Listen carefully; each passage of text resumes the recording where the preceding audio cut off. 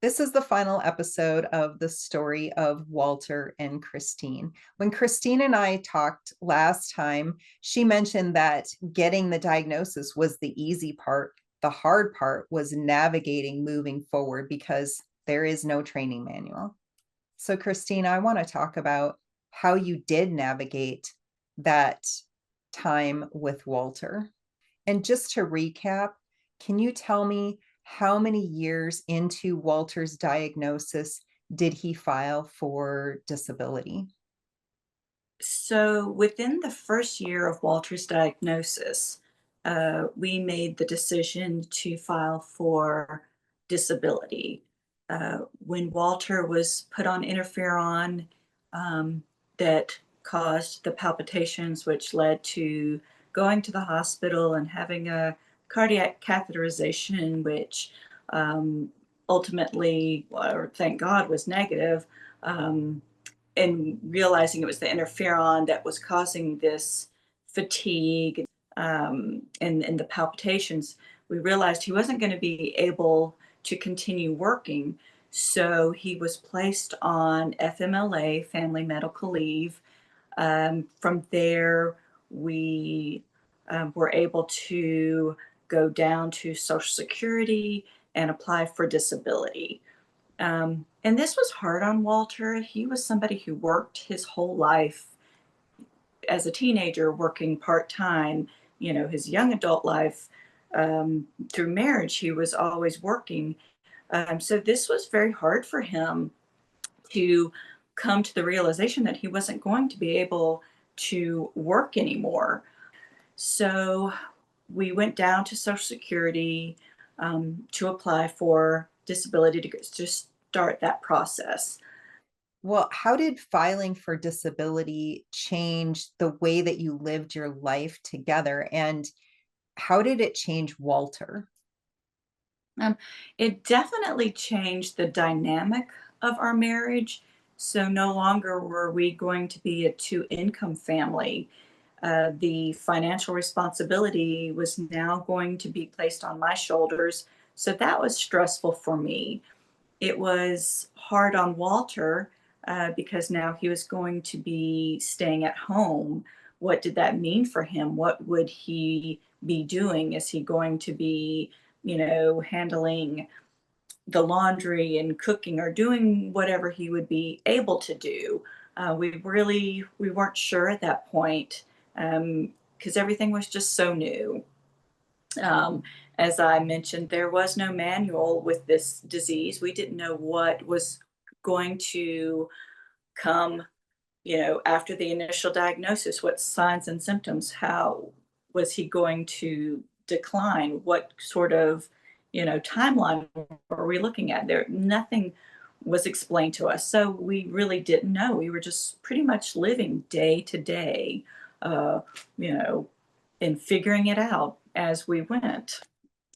What was it like for you continuing to work and knowing that Walter was at home? It was hard on me. It was definitely stressful. I had to work a lot, especially while we were waiting for the disability to go through. So I was working a lot of extra shifts to supplement that income. And that had to be hard on Walter, uh, knowing that he now was not, contributing financially to the household. Um, and with interferon, a side effect, not only is fatigue a side effect, but people develop depression, and he did develop depression. He was put on an antidepressant to help cope with the depression that he was experiencing.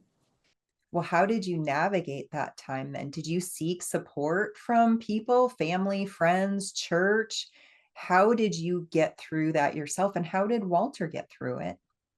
That's a tough question to answer. There's a lot of feelings that come up um, in regards to the support that we were receiving. Our church has always been amazing. They've always helped us out as much as they could. Um, our family um, lives in another state. So, as far as receiving support on that end, they did as much as they could. Um, when dealing with a rare illness, especially one like ECD, that at the time was still classified as an orphan disease. It had not been reclassified as a blood cancer. Trying to explain to people what this disease was, we were still trying to figure it out ourselves. So, when asking for help, um, it was hard because at times we didn't know what kind of support or help we needed.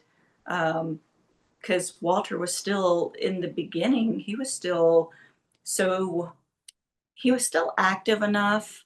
Um, he did not look like someone who was dealing with a rare disease in the beginning. So um, it was just hard to ask people. Um, we were the only people in the state of North Carolina that we knew of dealing with this rare disease. So there wasn't anybody that we could talk to in the state of North Carolina that understood what we were going through. Um, I don't think that we had been connected with the ECD Global Alliance yet. That was um, a little further on down. So, um, yeah, I mean, as far as assistance in the beginning, we really did not require um, help. It wasn't until a few years later when Walter was really starting to develop um, some mobility issues where he had to go and get physical therapy, um, trying to coordinate dates and times with my work schedule. It put a lot on me. So our church was helpful where people would volunteer to take Walter so I could get some rest. That was greatly appreciated.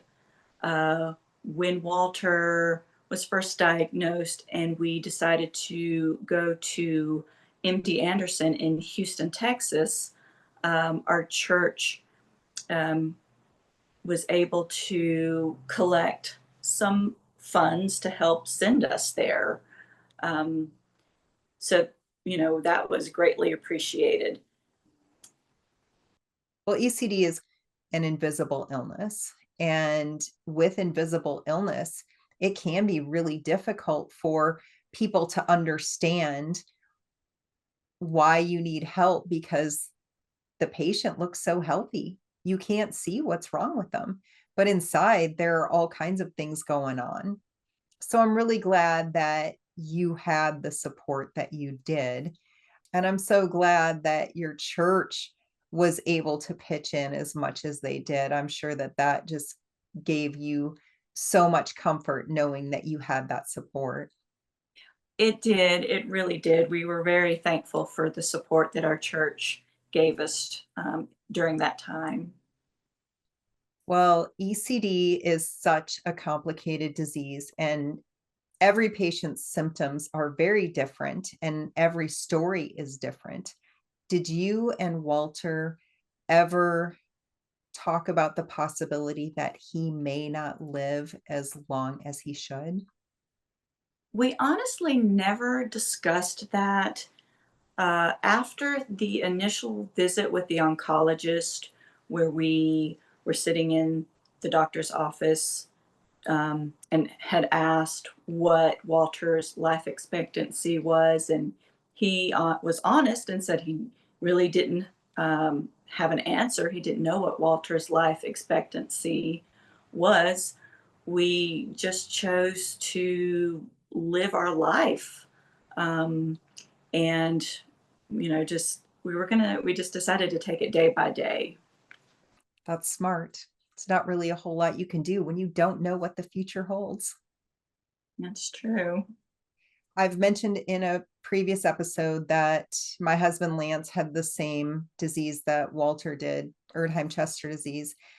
And I know that as Lance's disease progressed, I felt the urgency to get out and do the things that we had talked about doing in our retirement years because we had no idea how long he was going to live. And so for us, that showed up as travel. I took him traveling as often as I could, which wasn't that much, but it seemed like a lot because traveling with a disability is really challenging. um, did you and Walter experience anything like that? And if so, how did that show up for you in your life? So when Walter was first diagnosed and we didn't know how long he had, we decided to go on a second honeymoon. So we went to Cancun, Mexico for the week. That was shortly after he was diagnosed. We did that, and I'm so glad that we were able to do that. And then because of my work schedule and finances, we weren't able to travel as much after. But in 2016, I decided to take a break from work. I just needed to take a couple of months off. Um, and Walter's, his dream was always to go out west. He always wanted to go out west. So when I made the decision that I was going to take a break from work, um, and I could see that he was starting to have some mobility issues. At this point, he was using a cane to walker at times to get around. I thought that, well, this is the perfect time. We're going to go out west. So I spent a couple of weeks just planning our trip. Um, we went from North Carolina to Tennessee to Arkansas, Oklahoma, Texas, Arizona, Utah, Idaho, Montana, Wyoming. Um, we went to South Dakota, to Nebraska, Kansas, St. Louis. We even went to Peoria, Illinois, because Walter was such a big Dan Fogelberg fan. He was like his number one fan. And Dan Fogelberg was from Peoria, Illinois. They have a memorial park there. So I thought, oh, well, this will be the perfect time to go there. We can take out, drive them all the way to Peoria. We'll spend the day. Um, we'll go to the park and then come back to St. Louis. And from there, I told Walter, I was like, well, we can either do this, we can either drive to Kentucky and spend the night, or we can just make a straight run home because this was like a 16-day trip. It was a long trip. We were there, it was over 2 weeks. By the time we were in St. Louis, he was like, yeah, I'm just really tired. Can we just go home? And I was like, sure. That was a 12-hour drive from St. Louis back home to North Carolina, but we did it. I don't know that I could ever do that again. Um, but so yeah, that was great. I mean, we went everywhere. We went to the Grand Canyon, to Yellowstone, to Mount Rushmore. Um, like I said, St. Louis. So it was a very memorable trip, and I'm glad that we were able to do it. Um, and then we were planning on doing a trip to New England in 2020. Unfortunately, COVID, you know, had other plans, and we weren't able to do that trip. Um, and at that point, Walter had declined so much that I knew that that would have been our last trip. Um, but sadly, we were never able to do that trip to New England. Um, but other, like I said, we just had, you just have to live your life day by day. And with ECD, you never know what's going to happen. You're always trying to stay two steps ahead of a disease that you don't know what the next thing's going to happen. So, other than those two trips, if we weren't traveling back to South Carolina for, graduations or weddings, um, or birthdays, we were pretty much at home. Well, I'm impressed that you drove through all those states in only 16 days. Oh my goodness, you must have been exhausted. Yes, yes, I was. Because I was, at that point, I was doing all of the driving, the packing. Um, so it was a lot of, you know, spending the night in a hotel and then getting back in the car the next day and driving to the next state. So yeah, I was pretty tired by the end of that trip. Hmm. I think something that people don't realize if they haven't dealt with a disability is when you travel with a disability, how much extra work it is. And like you just mentioned, you did all the driving, you did all the packing. And that means every time you get to a hotel, you've got to get everyone situated in the hotel and you've got to unpack everything. And then the next day when you leave, or a couple of days when you leave, you've got to pack everything back up. So yeah, it's a lot of work for one person. Yes, it definitely is. Um, and then I also noticed that during that trip, I started to see the cognitive decline that comes with Erdheim-Chester disease.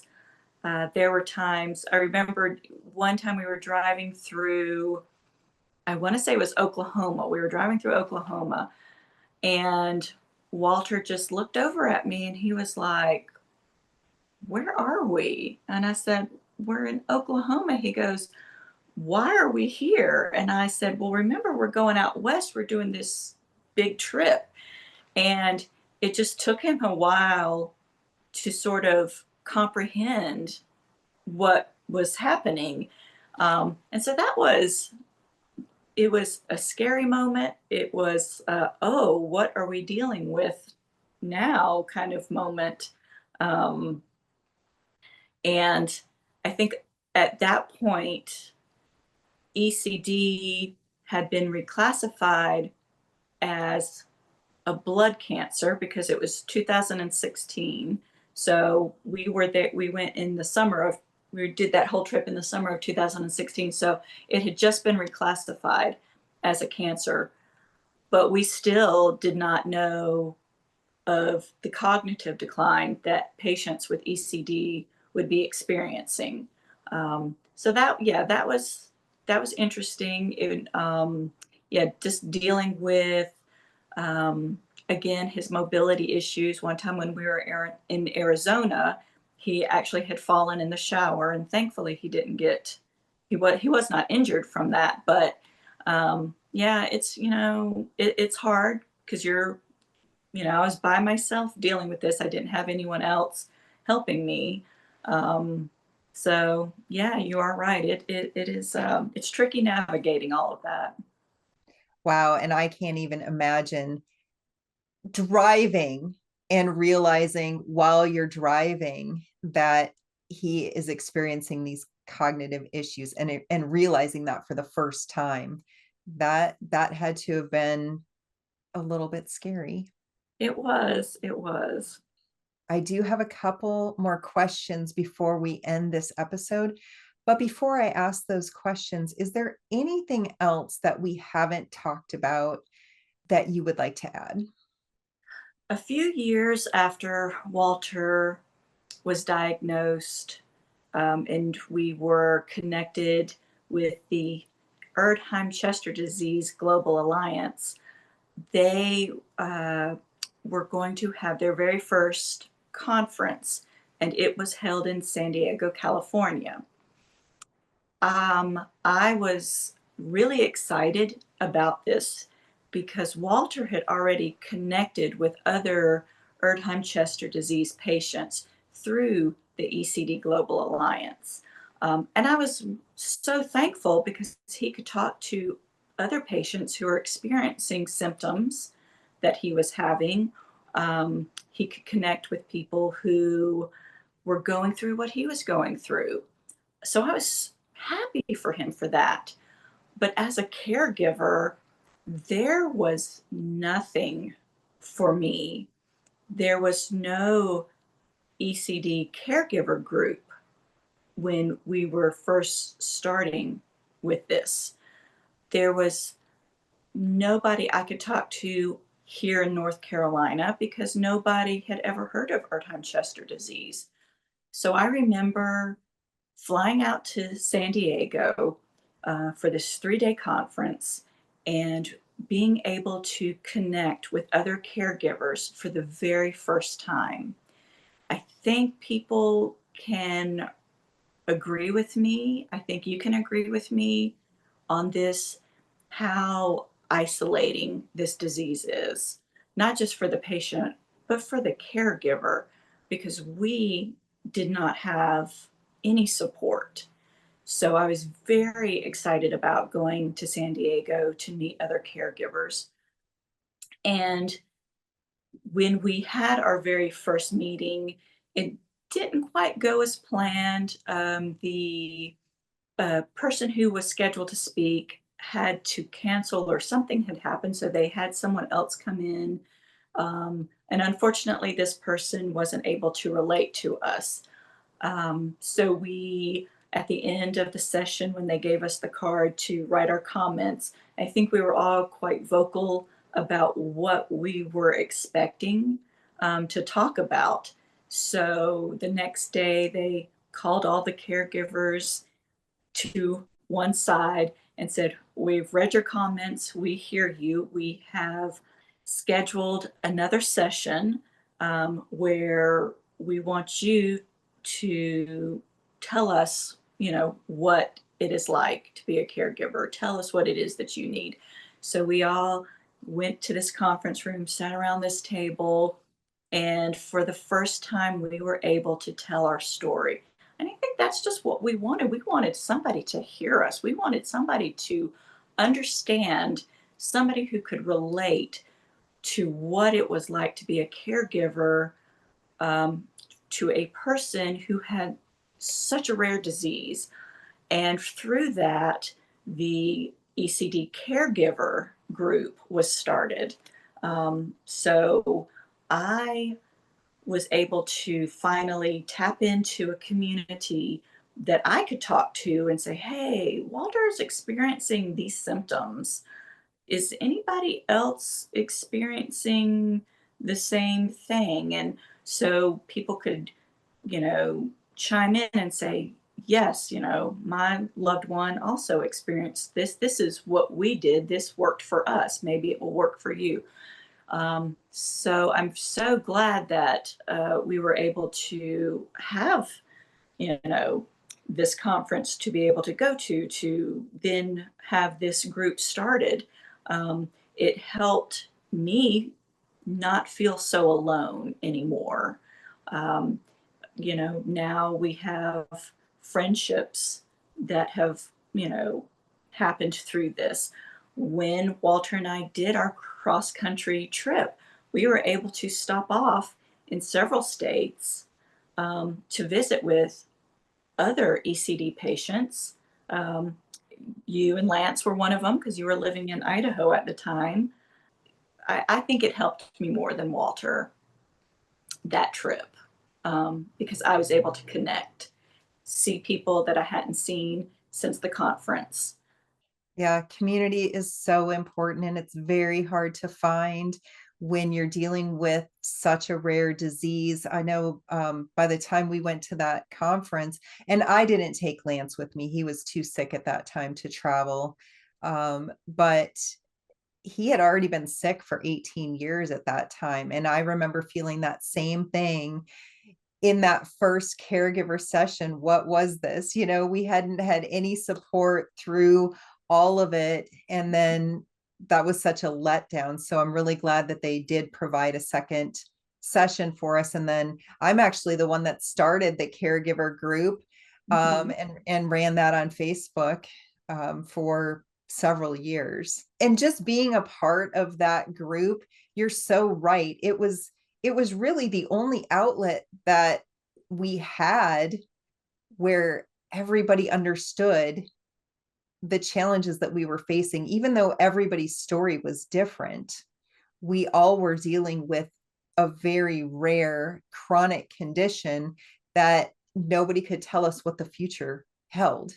And it was so good to connect with people in that way. And that's actually why I started this podcast too, because caregivers are often forgotten and everybody's story matters.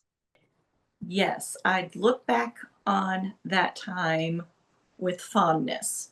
Um, Even though we were navigating this rare disease, um, that we were still trying to figure out.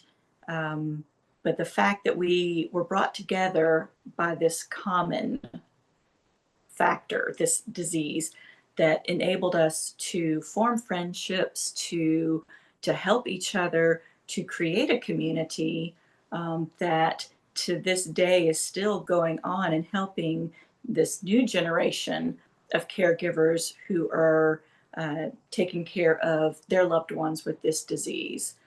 So I'm so proud of you that you did this. You have not you created this caregiver group that has, how many years later, like 15, 16 years later, it's still, it's still going strong. And that's something to be proud of. Well, thank you, Kristine. It's just it's one of those things where I thought for so many years, why didn't somebody do something about this before? If they had, then maybe we wouldn't have suffered as much as we did. And so that's why I do everything that I do. If I can build something now to help people in the future, it's completely worth it. So, and I'm really thankful for the friendships that I made during that time. And you mentioned caregivers supporting caregivers, but it's been beyond that, because the friendships that we made during that time, we're there to support each other after we lose our spouses too. And that's huge. It's just, it's hard to put into words what it means to have somebody you can communicate with, that you don't actually have to say a whole lot. You can just say, I'm having a bad day. You can Mhm. just say, this is a challenging thing that I'm going through, and they just understand. There is nothing like those friendships with other caregivers and other widows, because they just know. I agree. I agree. Going back to when we had taken that trip out west and Walter started to have the first symptoms that I noticed of cognitive issues, I was able to connect on the caregiver chat group. And I said, I'm starting to notice Walter's having some cognitive issues. Is it, and at the time I thought, we're the only ones that are experiencing this. No one else in the ECD world is experiencing this. And just by connecting with the group, finding out, oh no, this was happening to other people. And it was happening to the patients who were surpassing their life expectancy. So we were all able to go, oh, okay, so this is new. This is something new. You know, are they going to be doing a study on this? Or, what resources are available to help us navigate that?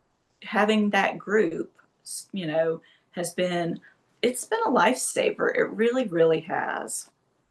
Well, we've covered a lot in these episodes about your story of your life with Walter, but we haven't covered those final months, weeks, days.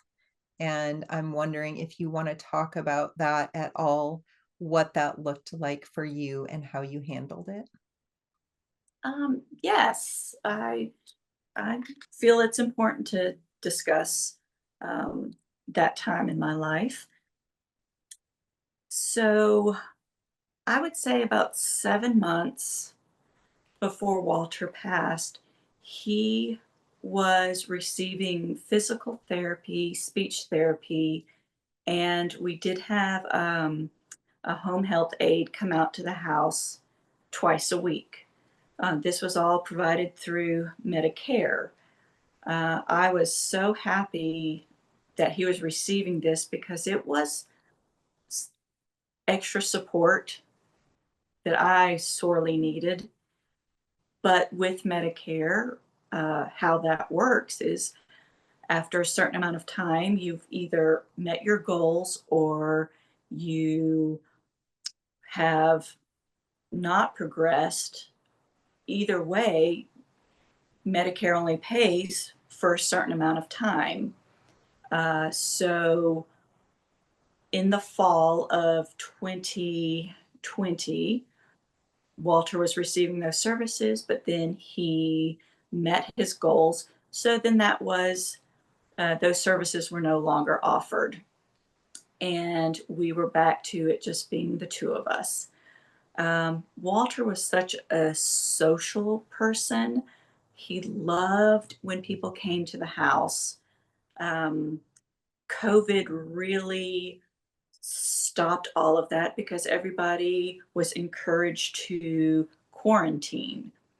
And I remember when that first happened, visitors stopped coming to the house.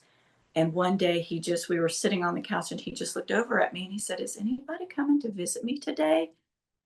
Oh, it broke my heart to have to tell him that visitors were not going to be coming for a while because of the pandemic. You know, how much of that did he really understand about COVID, about this worldwide pandemic that's shutting the world down? You know, how much of this does he comprehend that people had to stop coming to visit him, not because they wanted to, but because they had to? In that time, I could really start to see a decline. And I often wonder if COVID played a bit of a part in that decline. I mean, obviously, the disease was progressing. He was on palliative care services, but when something like having people come and be social with you is taken away from you, it could really affect you, not just mentally, but physically as well. So he was experiencing that. And at that time, I was really starting to struggle with, okay, at what point do I quit my job to stay home with him or hire a caregiver to be with him while I am at work? So while doing research for that, and interviewing people, it was going to be half of my salary to have somebody come to the house to be with him while I'm working. Years ago, I tried to sign Walter up for Medicaid, where I could be hired as his CAPS worker, which is a program where family members can take care of a loved one who is either disabled. It could either be a disabled adult or a child. Um, and trying to sign him up through that process, and then getting the call that he did not qualify because his Social Security disability was greater than what their guidelines for somebody who would qualify for those services. To me, that's shocking and it's alarming that that was the case, because with Medicare, it has to do with making a certain amount of money. And I looked it up in 2021. I have that here. I wrote it down. In 2021, to be considered for Medicaid, an individual person, their income could not exceed $13,788. Walter's Social Security disability was under that. So the fact that he did not qualify was upsetting, trying to get answers as to why that was the case. Was it my income factored in? I was being told that that was not the case.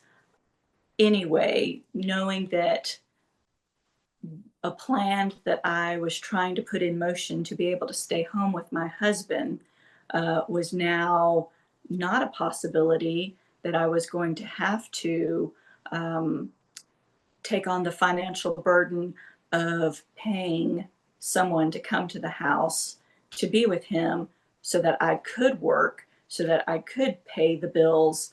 Um, it's just, there's something in our society that's wrong about that. Um, to pay into a system and then not be able to use it, um, changes need to be made. So I was really struggling with what to do at that point.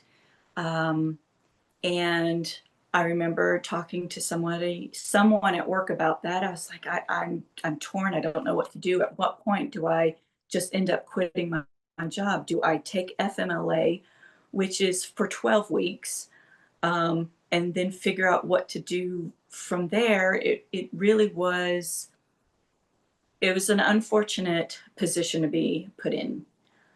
But then March of 2021, the second weekend in March, I did what I always did. I got ready for work, and then I went to go get Walter, to get him up, to fix his meal, to get his meds together, to get him ready.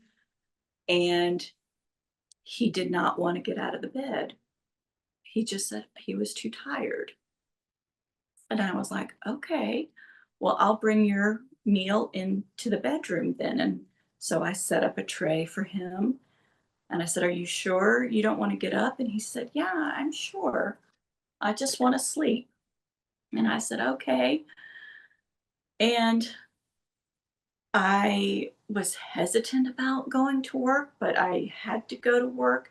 And you have to understand the mindset of somebody who's been a caregiver for as long as I had been. We were going into our 14th year of me being a caregiver, of me working full time at the hospital, working full time at home. I was taking care of somebody 24/7. I was exhausted. I was not thinking clearly. Um, so, and I can think back now, I should have called in that night, but again, I was not thinking clearly. I went to work. The whole night, I was just, Walter was on my mind. I thought, I hope he's okay. Why am I at work? I should not be here. You beat yourself up over these things. I come home, he's still in bed. He has not touched his dinner. He said he was not hungry. So I took the tray out of the room. I cleaned him up. Then I went to bed because it was the morning. I'd finished my shift.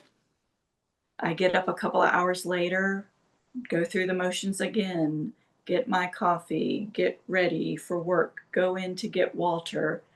And again, he does not want to get out of bed. And I said, okay. Are you hungry? Can I fix you something? And he just shook his head. I'm not hungry. I don't want to eat. And I knew it was time. I knew what was happening.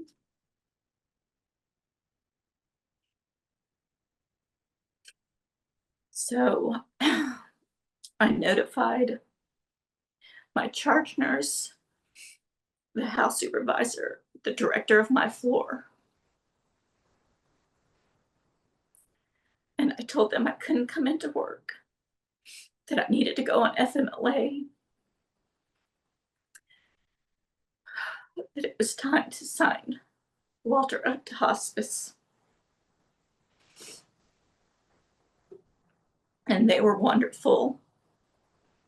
Each of them contacted me and said, "Don't worry about it. We're taking you off the schedule."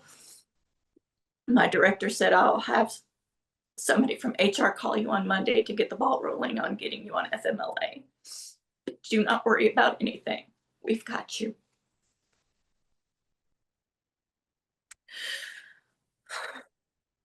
So that Monday, I call palliative, tell them I need to have the nurse practitioner to come out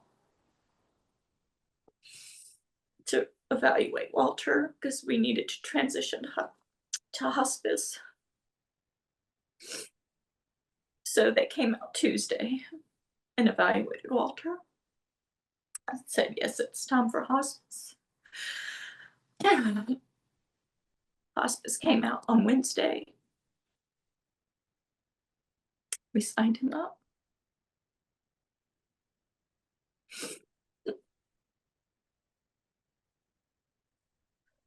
And 5.5 weeks later, he passed. I know that's so hard to talk about. Thank you for your bravery in sharing that. I know how challenging it is. And I would like to say that we can always look back and beat ourselves up over the things that we didn't do or the things that we feel like we did wrong. But one of the things I have realized since Lance passed away is that when you're with someone all the time, watching them decline, you don't pick up on those cues anymore like you used to because it's just a constant decline. I don't know if that helps. Yeah, I agree with you on that. You know, looking back now, I can see, I could see the decline. um, and like I said, I was physically and emotionally exhausted. And it's just when you're put in a position like that, it's so hard to think clearly. And it is so easy after the fact to question the things that you did. Um, I spent a long time working on myself, saying you did the best that you could with what you had, you know, with the support that was given to you. I was the one alone that had to make these decisions that, you know, whether they were right or wrong, those were the decisions that I made. Um, and, you know, I'm the one that has to live with it. And again, it's so easy to beat ourselves up. I I've followed your journey, Kristine, and I think you did an amazing job. And I know how hard it is when you are caring for a spouse and it's just the two of you and they have cognitive decline and they have mobility issues, how much pressure that is on you. Mhm. You have to become superwoman, and it's hard. It's a really Mhm. hard life.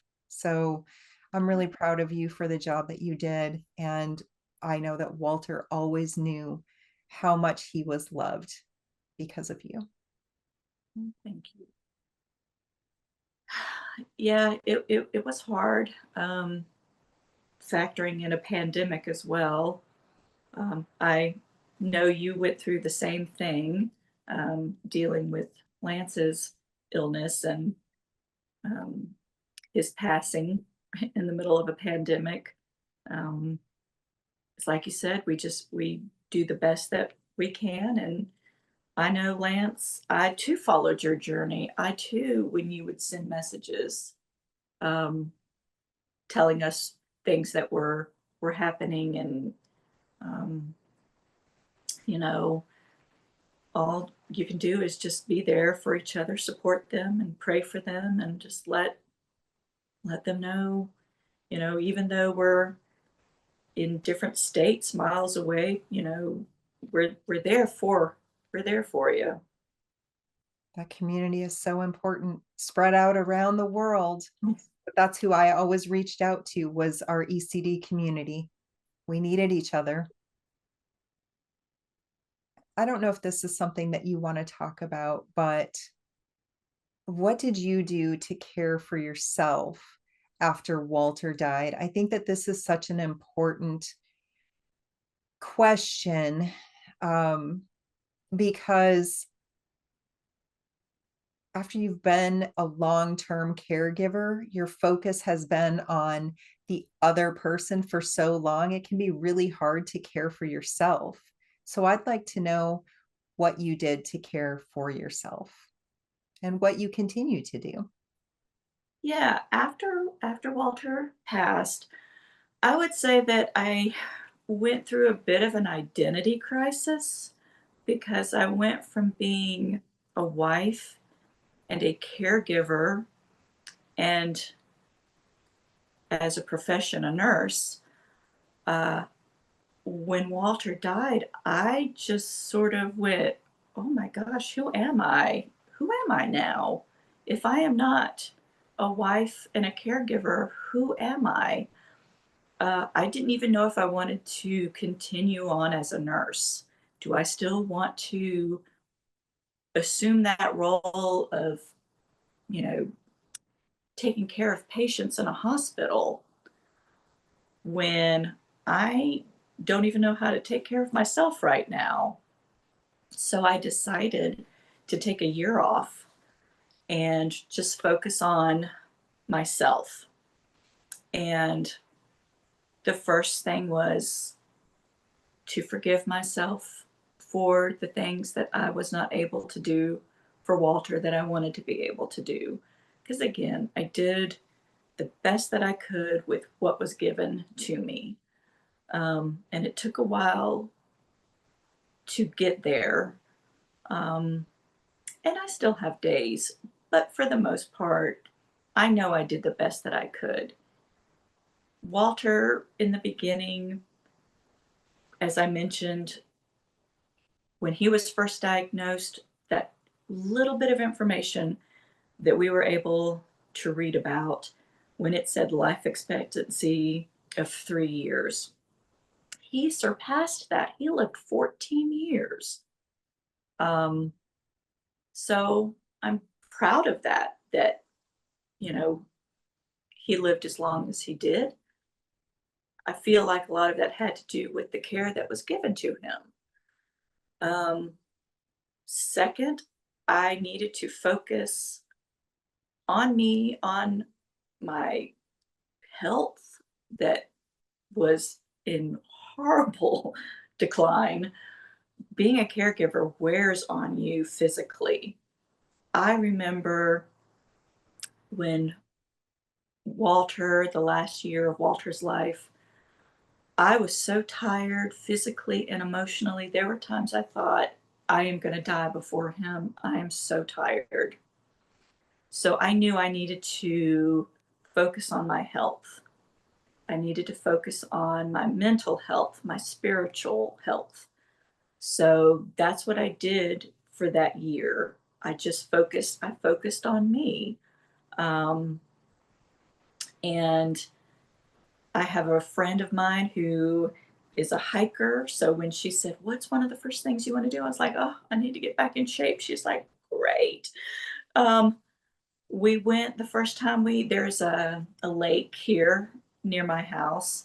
It has a beautiful walkway, a pathway. You can, it's like 2.6 miles around the lake. And the first time she took me, I had to stop 3 times. I'm not kidding. There's one part where there's a bit of an incline, and I had to stop halfway up the incline to catch my breath. And I was like so upset with myself and ashamed. I was like, how did this happen? Well, it happened because I was focusing all of my energy on taking care of other people and not myself. Um, And now I am at a point 4.5 years later where come this February, I'm going to run in my first 5K. Wow, that's amazing. Oh my goodness. I'm so proud of you, Kristine. Oh, yeah. I can relate to everything that you said. And I'm so glad that you took that time to focus on yourself, to get yourself back to health, because it does happen when you're a Mhm. full-time caregiver. You kind of do the bare minimum to care for yourself to get by because you know that they can't do what they need to do. So you do it for them. Yes. Well, I appreciate so much that you were willing to share your story with us. I know that it wasn't easy, but I know that it's going to be helpful to so many because even though all of our stories are different, there are always bits and pieces that we can relate to and feel less alone. So thank you for being here and for being willing to share your story, Kristine. Mhm. Thank you, Ruth Ann. Thank you so much for letting me share my story. And I hope there's somebody out there that hears it and realizes that they're not alone, that, you know, being a caregiver is super hard, but there are people out there that are going to support you, that are there for you. Couldn't have said it better myself. Thanks so much for listening today. And be sure that you hit that subscribe button so that you don't miss out on a single episode. I'll see you next time.